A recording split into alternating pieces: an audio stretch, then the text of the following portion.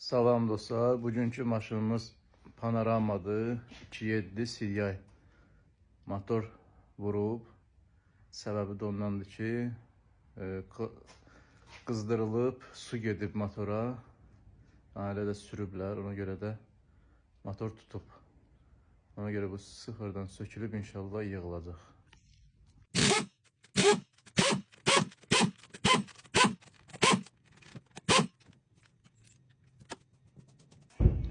Tak dostlar, 2.7 CDI-nin kalovkasını söktük. Mühərrik görünür ki, su ilə işləyib. Görürsünüz, bütün kanallar çürüyüb, keçib Porsche'nin başına. Bilmirəm, bundan kalovka olacaq ya olmayacaq.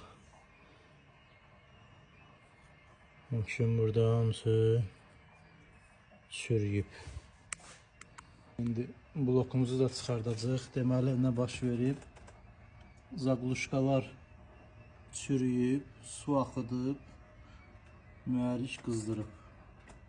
Görürsünüz, bütün zagluşkalar çürüyüb. Vəziyyəti budur, yığılır. 2.7 CDI.